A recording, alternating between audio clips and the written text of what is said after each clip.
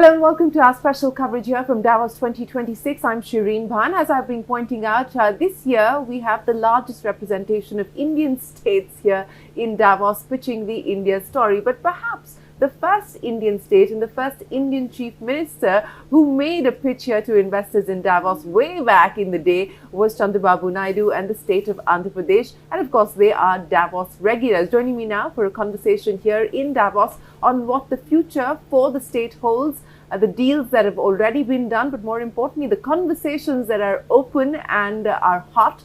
Joining me is Nara Lokesh. Nara, many thanks for joining us and great to have you back with us here in Davos. You did do a lot of deals, not in Davos last year, but outside of Davos, but on the back of conversations that may have happened here in Davos. So I know Davos is not about deals for you, as you say, but it's about conversations. So which conversations are looking likely that they will lead to deals? Thank you very much for having us here. It's always good to be back. No, Andhra Pradesh views Davos twofold. One is we're here to learn, we're here to understand what are the sectors that are hot, how things are going to roll out, where are investments flowing into. And last year we started a lot of conversations across various sectors here, and you've seen announcements, groundbreaking, and so on and so forth already.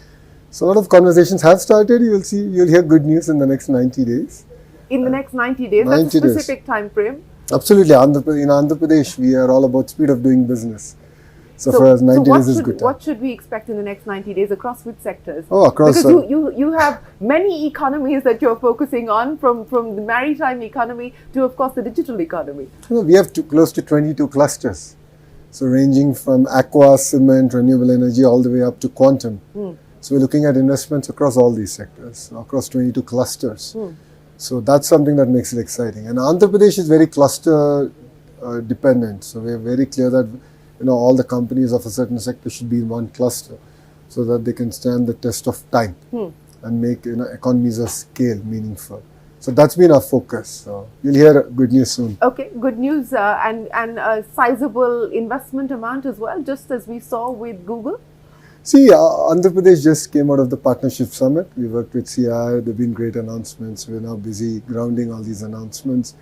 And it's an ongoing fight, right? I mean, when states compete, India wins. And I think it's really exciting time for India, where now we have close to 10 states here in Davos. And all of us are competing in different sectors. So it's very exciting. Well, when states win, India wins. That's a nice way of putting it. But, specifically as far as your ambition on AI, your ambition on creating a quantum valley, etc. What can we expect now in terms of next steps, in terms of the next stage of announcements on each one of these?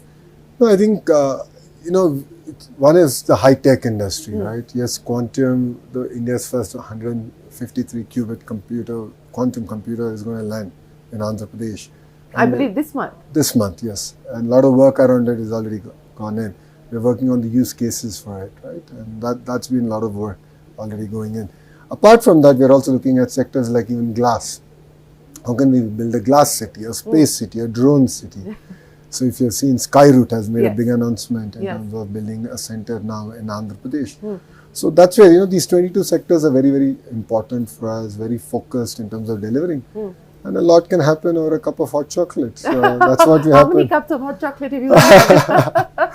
So a lot can happen, and we've done it in the past. The entire conversation with Cognizant started here in Davos. Started with 8,000 employees committed, and now it's up to 25,000. Did the conversation with TCS happen here in Davos as well? Yes, in Davos, and really exciting in terms of new How many more takers for that land policy and the IT policy that you've got in place? The lift policy is very exciting. I think it's a very unique competitive advantage that we have built, where other states are unable to compete with us. It's open to Fortune 500 companies, and that's why I said in the next 90 days you'll hear a lot more announcements where companies are going to leverage on the lift policy. On the lift policy specifically. So any more out-of-the-box ideas like the one that you announced where you're virtually giving away land for a rupee? Well, that's just one part of it, right? So land is an important component, but it is one component. As a state, we believe in a very tight integration in our clusters. So a vertical and horizontal integration. Now, what I mean by verticals? Right? What does it take to make an end product? Who are all the players in it? So I want the entire Rolodex. I'm building that entire ecosystem done. That's the vertical. The horizontal is where, again, my ministry, human resource development, plays a very important role. Is the talent pool there? Is it ready from day one? Are the testing facilities there? Are the certification facilities there? Is there the innovation ecosystem in that sector there? That's where this tight integration is something that Andhra Pradesh is offering. We already manufacture 50% of India's air conditioners. And with the 3 deals we have done, we'll be at 70%. So we have to do like this, a very tight integration across sectors. So which clusters, you just gave us an example of what you've been able to achieve on the air conditioning manufacturing side. Which other clusters do you believe have the potential to achieve that kind of scale very quickly? No, automotive is a cluster, renewable energy, air conditioning, space, drones, electronics manufacturing, quantum, pharma, medical devices manufacturing. That's not. 22 sectors, so we're quite clear given. I mean, Andhra Pradesh is blessed with the second longest coastline, right? So there's a lot of focus we can do, and a lot of work that can come in. So that focus is enabling us to execute at a scale that other states are unable to. You know, you talked about the coastline, and I know that shipbuilding was also something that the state is considering as a possibility. Any forward movement on that front? Yeah, absolutely. We're talking to a few of the large ocean liners to look at one of our ports. So we've signed an MOU with Moyle Maersk in the past, and the conversation is coming to now. It's fructifying in terms of exactly which port, what they're going to do, and so on and so forth. We're also using a large coastline to attract investments in maritime defense. So Saga Defense, which is a very popular startup in this ecosystem, they are setting up their facility after Pune in my state. So again, the maritime defense cluster is now coming about. So, you know, what does it mean in terms of jobs? How many jobs have you been able to create on the back of prioritizing these 22 sectors? And what's the ambition, what's the aspiration from here? What do you believe that you can deliver on? Well, we've done about 400,000 jobs already. Our aspiration is 2 million in 5 years. It's a promise we made in the election campaign. So we're really excited on delivering it. Well, you know, the one thing that you intend to focus most on in 2026? Sharpen our speed of doing business. If you look at it, Andhra Pradesh has been delivering on that promise. I think we really want to work with the Government of India, look at decriminalization of various laws. We are looking at also labor reforms. So where we can sharpen this and have a unique competitive advantage compared to any other state in India. So you believe Andhra Pradesh is back?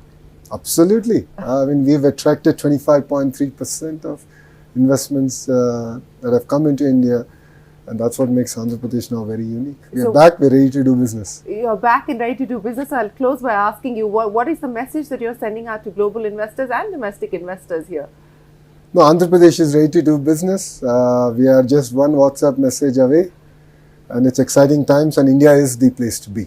And for all the global investors, you know, India is the future. So you should look at India and definitely give Andhra Pradesh a chance, and we won't let them down.